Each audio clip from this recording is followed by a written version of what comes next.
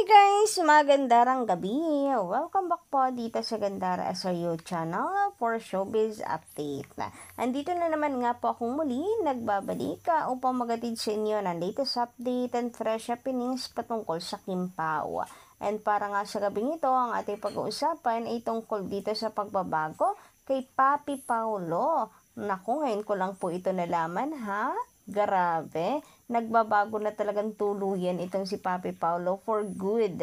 For good naman. And I think malaki pong impluwensya si Kim Chiu dito sa pagbabago niyang ito.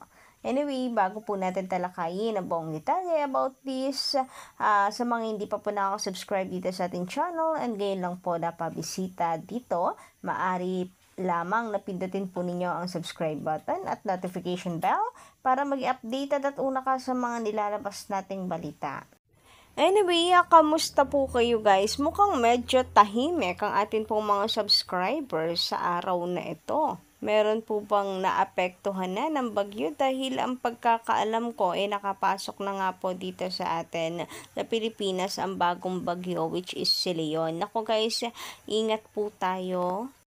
And kung mayroon po tayong mga kababayan na sa Bicol, grabe kasi yung pinsala doon guys, nung bagyong Christine, tapos eto na naman may bagyong Leon and babalik pa raw si Christine. Ay nako, ingat po tayo doble-doble guys. Kung alam niyo po na kayo nasa kabuntukan, lumikas na po kayo kahit hindi yan madalas na nangyayari sa inyong lugar kasi marami na po ako nabalitaan na hindi po madalas mangyari sa kanilang lugar ang landslide, pero ayun, nabiktima po sila dahil masyado nagpakakampante. So, evacuate na po agad-agad.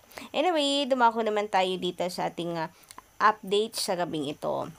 So, sabi po dito ni Miss Ellie Mesias, meron po siyang kasagutan tungkol dun sa binasa nating comment kanina. Sabi niya, sasagutin ko lang po ang mga comments ng ibang fans. Siguro kung talagang mahal ni Pao si Kimi, maiintindihan niya ang pagiging busy ni Kimi. Kasi silang dalawa ngayon ang sikat ngayon. Bihira mangyari yan sa artista, yung pagiging sikat. Kaya nga guys, and I think magpo-focus muna sila dito sa kanilang career. So may tamang age naman, hindi ba to settle down, etc. etc. Basta endgame sila, slowly but surely, goods na ako doon. Basta maging endgame ay yung dalawa.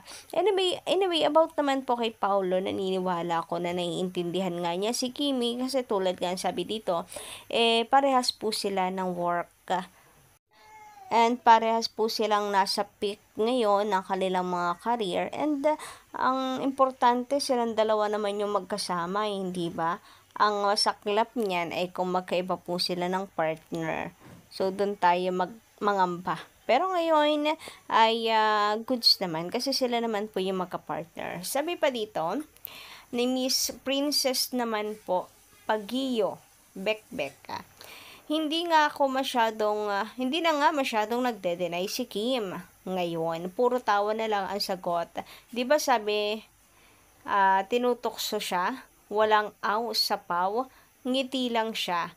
At yung sabi ni Pao na nice outfit, sabi niya, winning is winning. At yung tanong ni Pao, anyong sa'yo? Na salitang Korean, sabi niya ikaw. Malinaw pa sa sikat na araw, tumatapang na si Kim. Pareha sila ni Paolo, hinay-hinay lang. May pinag-usapan na yung dalawa for sure. Alam nila ang ginagawa nila. Naku, you nailed it. Natumbok mo, Miss Princess or Ginang Princess, ang nais din po nating iparating. Unlike, di ba, na marami ding nagalit kay Kimi kasi tinanggi daw si Paolo. Yung sinabing wala naman daw bagong pinapakilala sa pamilya, etc. ganyan. So, ngayon, wala nang ganyan. Wala na po sila sa denial stage.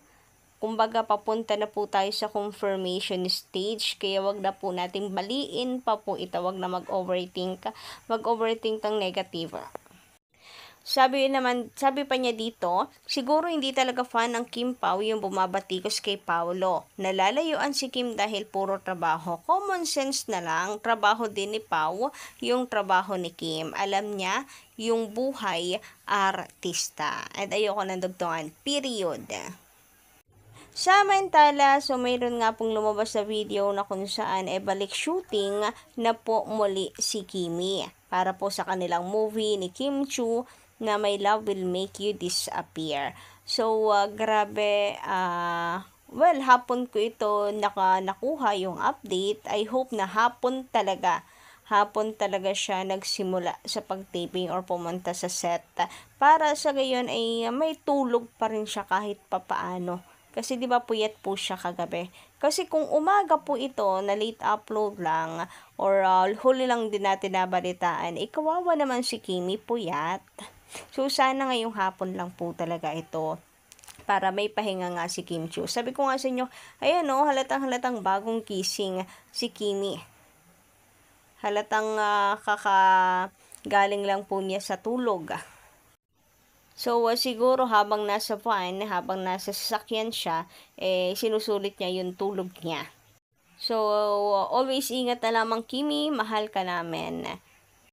Samantala, dumako naman po tayo dito kay Papi Paolo para sa sentro na ating update sa gabing ito. So, eto guys, meron po tayo magandang balita na dala-dala para po sa inyo. So, itong si Papi Paolo, hindi na pala umiinom. Napakagandang balita. Kasi, para rin po ito sa kanya. So, nagbago siya for good. For good naman. Kaya pala kahagabi, parang anlungkot po niya. Parang low-bat po siya. Hindi naman malungkot. Masayang event yan. Talagang nonchalant lang si Papi Paolo. And halatang low-bat. Low-bat po siya. Kasi walang Kimi. Akala natin dahil lang sa walang Kimi. Pero kaya pala siya ganito. Kaya rin pala siya ganito, na parang bata pong nandiyan sa isang sulok lamang, dahil nga sa hindi na siya umiinom. So, nandyan lang siya para makipagkwentuhan, etc. Yung ang saya-saya guys, ng mga kasama niya tapos siya nonchalant. Parang low-bat, wala kasi yung kanyang happy pill. Wala yung kanyang kakuryente. Kaya medyo low-bat ang ating Papi Paolo. Pero yung chika na ito ay nakuha po natin kay Jake Cuenca sa kanyang interview. Eto po guys, yung interview niya, siya po ang nagchika niyan. Hindi na raw umiinom si Papi Paolo, which is good para sa kanya. And I think malaking impluwensya si Kimi guys dito sa pagbabagong ito ni Papi Paolo. Kasi lahat naman po ng mga pagbabago kay Paolo na napapansin natin is mula po nung talagang nakasama na niya si Kim Chu. So, malay nyo naman, di ba? Binabago niya yung sarili niya ngayon na hindi na umiinom para rin kay Kim Chu. Parang nagkita kami ni Paolo ulit, we were just gonna, parang debrief yung sinamahan lang niya ako. Then mag-iinuman sana kami ulit, then I realized, sabi ko, you know what, I'm done. That's it, ayaw ko na. Then si Paolo din, quit din. Hindi na rin umiinom si Paolo eh. So, galing din kasi parang mag-best friends kami. So, parang alam mo yung, wala rin naman, kinari sa party kami dalawa, hindi rin naman umiinom si Paolo. Wala rin punto. Kasi kami naman lagi magkasama sa mga ganun. O diba, ang sarap pong pakinggan mula mismo sa kaibigan niya. Patotoo na talagang di na umiinom itong si Papi Paolo. At the same time guys, natutuwa ako dahil kahit ganun, marunong pa rin siyang makisama. Hindi na siya umiinom pero nakikicircle pa rin po siya. Nakikisama pa rin po siya. Hindi siya deadma sa mga friends po niya. Kasi hindi naman ganong klaseng tao si Papi Paolo. Hindi ba? Talagang lagi lamang pong bad guy, bad boy ang dating niya para po sa iba. Pero pagka nakilala mo nga, sabi po sa isang interview, si Paolo ang isa sa pinakamabuti at mabait na tao sa industriya ng showbiz na nakilala nila. So, kayo guys, tingin nyo, malaking papel din si Kim Chiu dito sa mga pagbabagong ito, mabuting pagbabago sa buhay ni Paulo Avellino. Paki-comment ka lang po dyan sa baba and maraming salamat po sa inyong pakikinig. Hanggang dito lang muna ang ating update and don't forget to click the subscribe button and notification bell para po sa iba pang balita. Maraming salamat.